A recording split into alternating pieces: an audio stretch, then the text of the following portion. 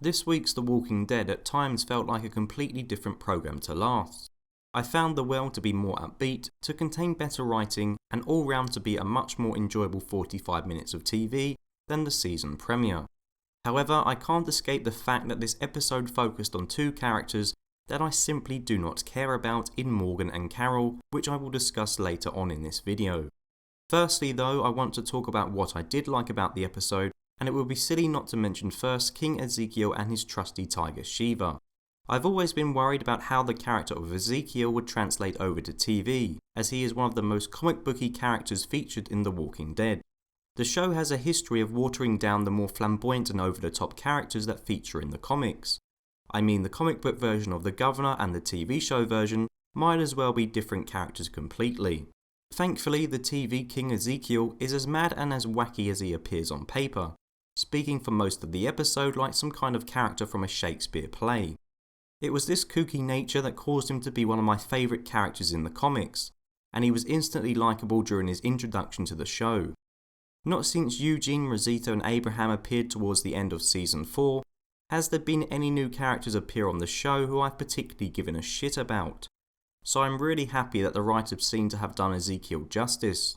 In fact, I would already say he's a character who I care more about than half of the main cast. Another worry I had about Ezekiel being realised on TV would be how his sidekick Shiva would look. I wasn't sure how The Walking Dead would be able to pull off a CGI tiger without it looking stupid and, well, fake. But Shiva looks real enough for my eyes to believe that Ezekiel is actually sitting next to a giant tiger. However, I am hoping that the producers didn't blow their budget for the whole series on CGI effects. The main narrative of this episode focused on introducing us to the people and the fixtures of the idyllic kingdom, as well as showing us more of Negan's goons using their muscle to gain supplies. It was interesting to see the interaction between Negan's men and Ezekiel. On one hand, I'm sure it will have many wonder what could have been if Rick's group had taken the time to develop a similar kind of relationship with the Saviours instead of being so gung-ho. Maybe Abraham and Glenn would still be alive. On the other hand, I'm sure that there are those who might think that Ezekiel is a coward for not wanting to fight and for being bullied by Negan's demands. It's an interesting moral dilemma that I'm sure we will see develop over the rest of the season. Whilst I feel that many of the new characters introduced were interesting and a nice breath of fresh air, the same can't be said for series regulars Carol and Morgan. I find myself caring less and less for this duo every time I see them, and this episode was no different. I'm getting sick of Carol's whiny I want to run away attitude.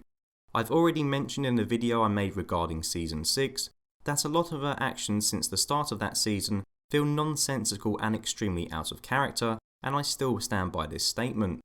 Carol has gone from being a badass and one of my favourite survivors to a mopey old woman who I'm just not interested in. Honestly, at this point I wouldn't really care if she died, at least it would stop her moaning.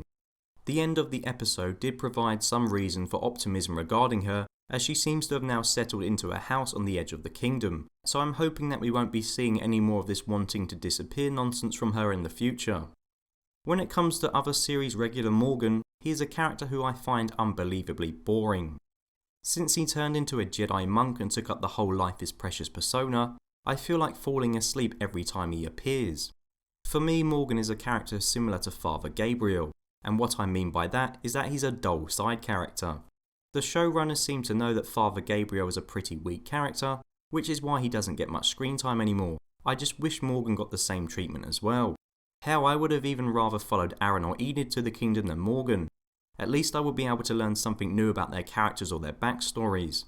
Instead, the only story arc that Morgan seems to have at the moment is whether he should kill or not. Something that's been going on since the end of Season 5 when he reappeared, and something that I'm quite frankly sick of hearing about. I suppose I should be grateful that he didn't utter his famous catchphrase, "Oh, life is precious," and proceed to talk about pacifism for half an hour. To conclude, The Well is an improvement when compared to the disappointing season opener.